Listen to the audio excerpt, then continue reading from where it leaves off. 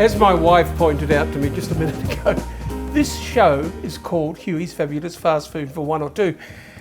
This is not for one or two, guys, but I am a great believer in making this in a fairly large quantity and then putting the excess in the freezer for another day. Put it in Chinese takeaway containers, you know, in 1 or 2 portions. That's my excuse anyway. Now, what I've got here, just have a look there. I've got a 2.5 kilo shoulder of pork. Skin off, but bone in. So make sure you say that to the butcher and ask them to keep the skin, because you can always just rub that with olive oil and a little bit of salt and put it in the oven and you've got wonderful crackling. That's my story anyway. Right, so what we're going to do first of all, which is most important, is we're going to brown this all over. So in a nice big dish like my Dutch oven, they're called, aren't they? Now while that's happening, let's just make some liquid for it. And I'm cooking it in apple cider today, but I've got some chicken stock going in as well. So 500 mils of chicken stock, and packet chicken stock's fine. And then some cider. Now I want 375 mils of cider.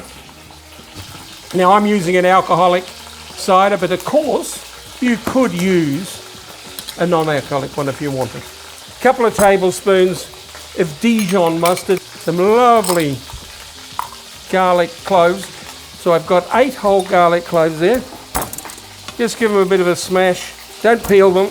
Makes life very simple, This is a recipe actually, or a variation. I must admit I've changed it a little. The variation on a recipe from Elizabeth Hewitson, who writes for the Australian, I think the Sunday paper if I remember rightly, about a similar number of thyme stalks, about 8 of those. And we whisk that up. And let's turn that over. Be very careful because it can crackle like hell. And now we'll put some salt on that and some pepper. We'll just keep on browning this. I'll do the edges, the sides, the whole lot. All right, guys, I have browned it all over. Now we pour in the liquid.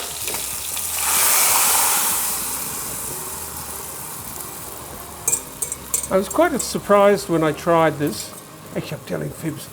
Ruth tried this. She's a bloody good cook, my wife. Anyway, so she tried it. When she tried it, I was surprised by the amount of liquid, but it turned out to work. So the thing is, you ended up with some liquid that you could then reduce for a sauce. Grab some baking paper, which we then just put on top of it.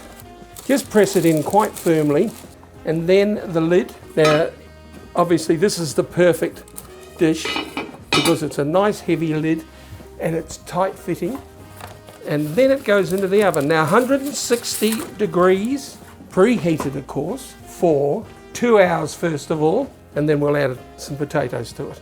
Now Elizabeth didn't put potatoes in her, but I decided that's what it needed. All right guys, our 2 hours is up. So baste it really well, and then what we add, some nice chat potatoes. Any baby potatoes will do. You could use Kipflers or just these chats would be good. So I'm going to add those in, put the paper back on, put that back in the oven for another hour. Now this pork is a terrific dish, but it does take a bit of time and a few steps in and out of the oven. The next step, we add some apple. So what I've got there is 2 or 3 Granny Smiths, which I've peeled and cut into wedges. And I've also got a couple of red onions, which I've also cut into wedges.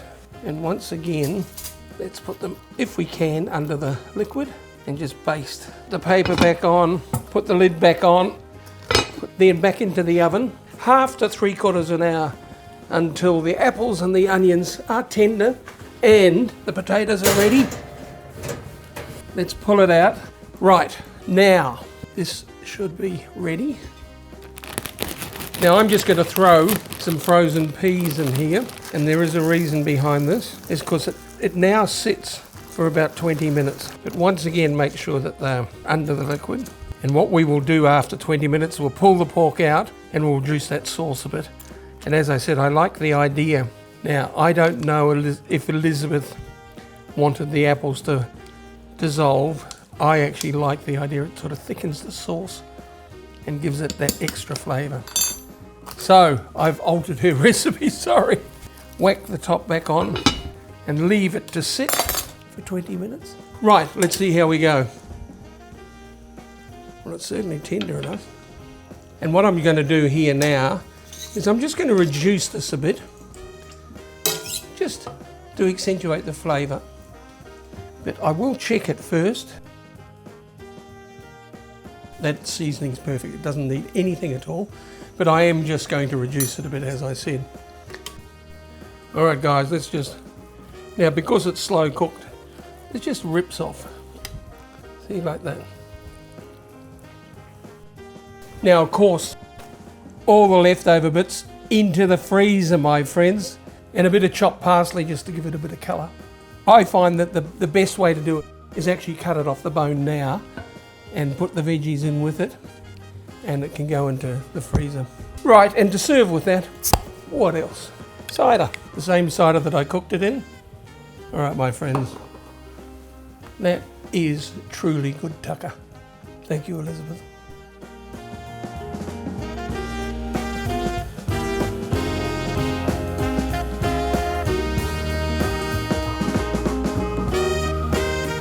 Guys, to show your support for my channel and to keep in the loop, subscribe. It's easy to do, and don't forget, it's free. Okay, cheers.